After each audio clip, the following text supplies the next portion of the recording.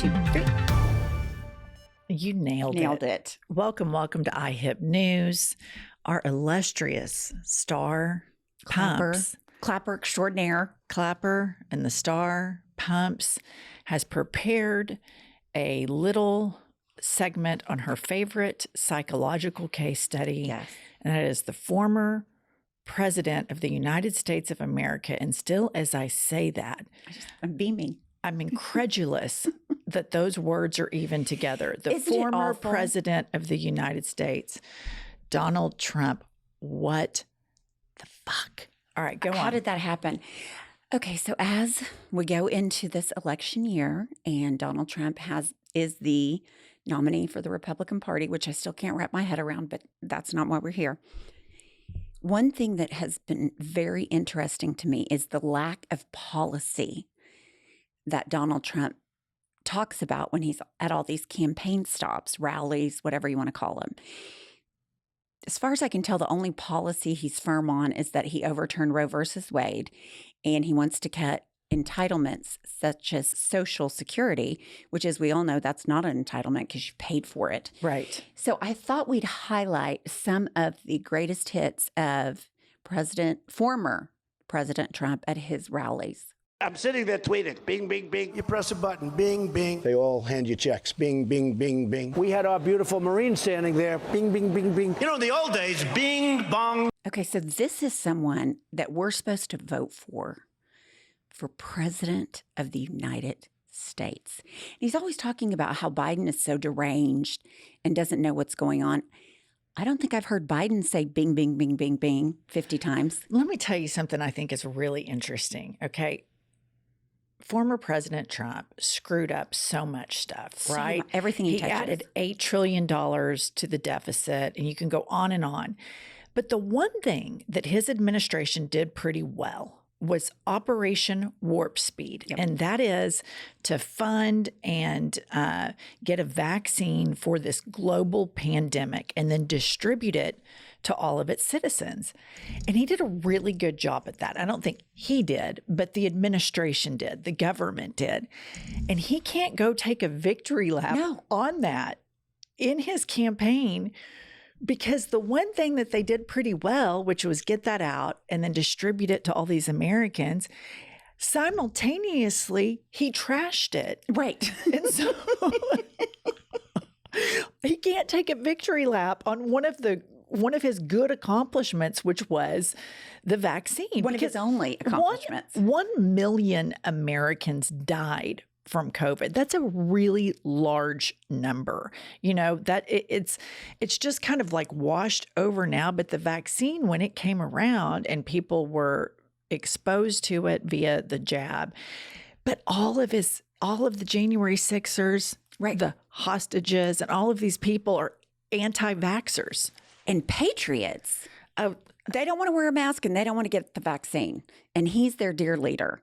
So if he takes credit for the vaccine, he gets in trouble from the base. It's wild.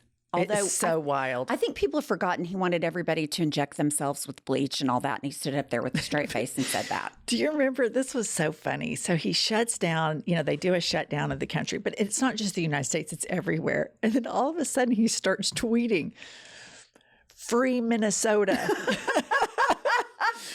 Free Michigan. Forgotten about that. And then like once everybody's like reopened, then like the truckers get organized, right, and they're parading around, driving around, like open up the United States. It's like, it's been open for months now. Right, where y'all have you are been? A day late and $1 short, you morons. Always. All right, what's next? And then Eric Swalwell put together a greatest hits of his speeches / rallies and the nonsensical nature of both. Now I want to show you and play a video of what is absolutely not photographic. An anonymous, really an anonymous, gutless coward. We're a nation that just recently heard that Saudi Arabia and Russia will repeat.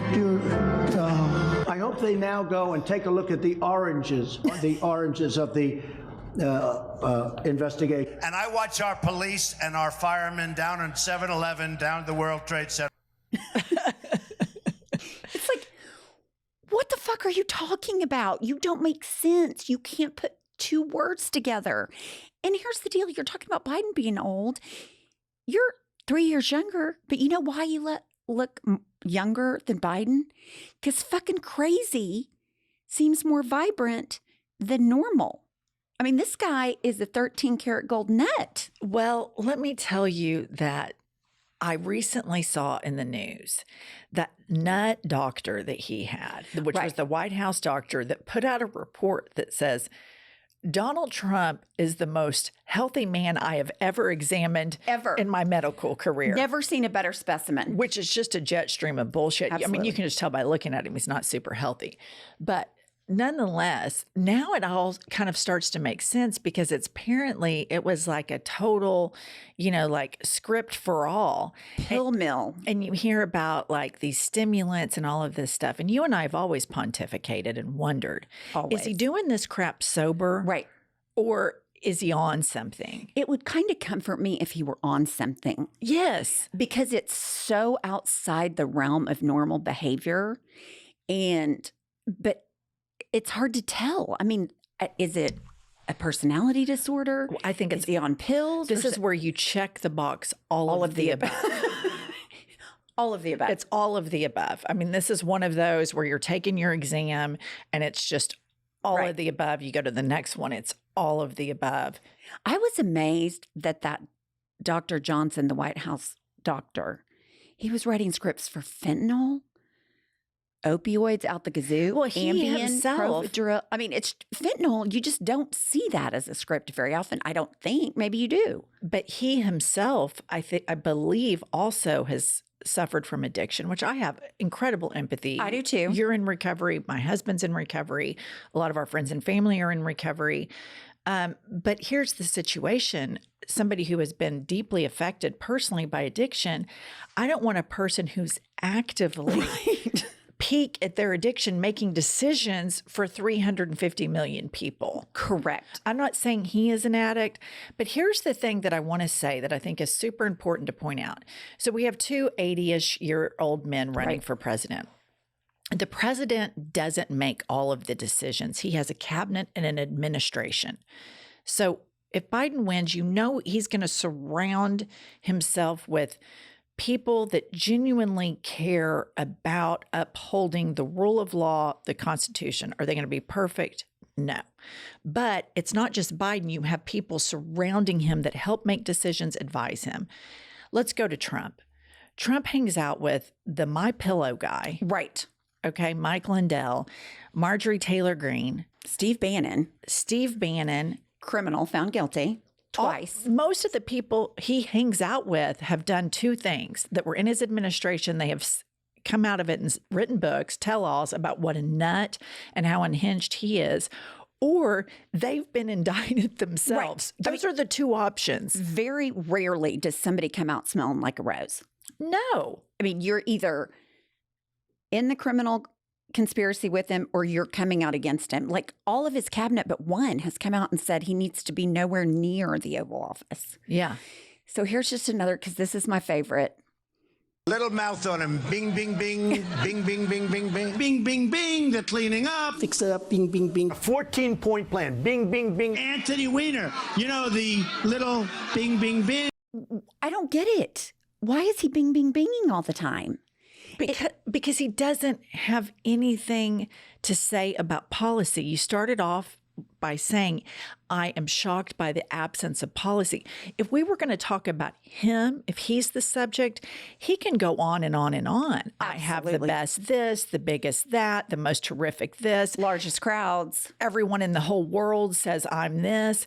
But when you get into specific policy about the economy or foreign policy or the way the government works or the best way to provide services for people, he has no interest in this. I remember the first few months of his presidency, somebody leaked that they would be in these meetings with these generals, and he was bored to tears on Twitter the whole time.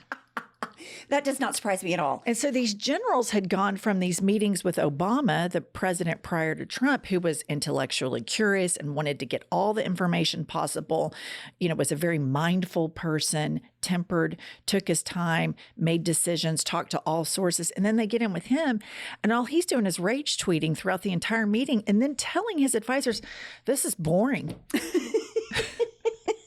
This sucks. I'm bored. I mean, that's how I would feel in those meetings. But I'm just sitting in this chair making some half-ass podcast. The last thing I'm doing is running for public office because I don't think I have the bandwidth to stay that interested in all of this stuff. But luckily for us, there are people who run that are interested in these things. Unfortunately, none of these people are in the Republican Party any longer. They've all jumped ship, all of them. He's created an environment that you either check your intellect and critical thinking at the door and do exactly what he wants, or you leave the party or leave politics. Or you left one critical thing. What is it? That you're a diehard Bible thumper. Correct. That see him as your imperfect vessel. Your Messiah, as it were. Yes, to implement God's will Right. to the great Christian nation of the United States of America. Just like that nut Katie, the senator from Katie Alabama. Britt, yeah. Nut. All right, who's this? Okay, Oh, Jesus. Okay, so this is one of my favorite things that has happened in Trump. I have to stop really quickly. See her crucifix? Oh, yeah, she's got one. It's just all performative religiosity. These people are so morally bankrupt, but go on. So, as you are very well aware, Trump owes close to $600 billion, and that's just in civil fines. He has 4 pending criminal cases, and he's hemorrhaging money for legal cases. His campaign has been paying for his legal cases. Now, mind you, he's a billionaire. He could come out of pocket with all this. Wink, wink. So he fired the former Republican National Committee chair, Ronnie McDaniel, after he had her change her name. Again, beside the point. And he has installed an election denier, Stop the Stealer from North Carolina, and his illustrious daughter-in-law. And this is what she is now head of the Republican National Committee, which the function of the Republican National Committee is to fund down-ballot races and the presidential election in battleground states particularly. So this is how she is going to run the Republican National Committee. If I am elected to this position, I can assure you there will not be any more $70,000 or whatever exorbitant amount of money it was spent on flowers. Every single penny will go to the number one and the only job of the RNC. That is electing Donald J. Trump as president of the United States and saving this country. So basically what she's saying is no down ballot races will be funded on the behalf of the Republican caucus or Republican Party. It will all be for Donald Trump, his run for presidency, and his legal bills. So I think this goes to the larger point of everything Trump touches turns to dog shit. Well, and it turns to corruption. Corruption at Nepotism. the highest level. At the highest level. But here's the thing about that. The Republican Party needs to completely implode finally. Right. You have the people in 2016 that, like the Lincoln Project people, the Never Trumpers, and these moderate Republicans that immediately left the party. And the people that are still clinging on under some delusion, either they're religious nuts. Right. There's that group of Trumpers. And then there are these people that still cling on to this myth that the Republican Party is so good at business. Right. Like Trump is so good at business. Like I vote Republican because these people are great businessmen. Mm-hmm. And it has been proven time and time again that Republican policies and the Republican Party tank the economy. So what's underneath that argument? Well, that's your front thing that you say, but underneath that is, racism, white supremacy, homophobia, all of these things. But it's easier to say, I'm fiscally conservative. Right. People aren't as embarrassed to say that. Nobody is less fiscally conservative than Donald Trump. Absolutely. He is the antithesis of fiscal conservatism. He is an unhinged maniac. I mean, literally a maniac. It's unbelievable how normalized his behavior has become, and the lack of outrage that permeates on the right. And I just am so alarmed by the conversations between all of the fascists right now. When you look at Putin, when you look at the Prime Minister of Hungary, Donald Trump, and their desire to not be a part of NATO, to not support Ukraine, it's really going to have, if he wins, detrimental effects beyond anything that we can comprehend. Absolutely. Here's my issue. I know that for younger voters, they might not feel fired up about going to vote for Biden, but it is very important to think about, when you vote for a person, you're voting for their judgment and the people that they appoint. Look at who Trump appointed to the Supreme Court, and then look at what happened. And he's happy to take a victory tour about that, about denying women the right to reproductive health care. And so when you vote, you can vote for Donald Trump and the clown car of religious nuts that want to literally make this country like Gilead. Or you can vote for the other old guy, Joe Biden, who surrounds himself with smart people, like the current Secretary of State, like Pete Buttigieg. It is no question the economy has done incredibly well under Biden, that he is a competent, smart person. He doesn't have to embody every single thing that you care about in politics. It's just simply not possible. It's not possible. But for fuck's sake. This guy? Bing, bing, bing, bing, bing, bing. Bing, boom, right under the toilet. Bing, boom, right up. Bing, like a rocket ship, except in the wrong direction. I'd fly over, drop him right on top. Just bing. It's like puppets. Bing, bing, bing, bing, bong, bong, bing, bing. What a nut. You just can't, what a nut. That's all I got. I mean, he's a dangerous nut. And there is not enough medication on the planet that can make him normal. No. Or voting for him normal. This is a cult. You cannot convert people that are in the cult out of the cult. But if you have people who are under this illusion that somehow Republican policies are good for America, that Republican Party is completely dead. Right. It is over. I would go as far to say that those policies have never quite been good for America. But if you look at Liz Cheney, if you look at Mitt Romney and others, what's his name? Adam Kinzinger. I disagree with them on pretty much every policy, but there was a desire to keep the rule of law. And that is completely gone. These people want autocracy, theocracy, a fascist government. And the people that surround Trump now are either complete sociopaths themselves, mentally insane, and the worst, the most dangerous part, religious nuts. Yes. And nothing frightens me more than religious psychos. They are the most dangerous threat to any country. And so this is the American Taliban Party is what the Republican Party is. It is. It is. It is and the full-blown American Taliban. I've had it.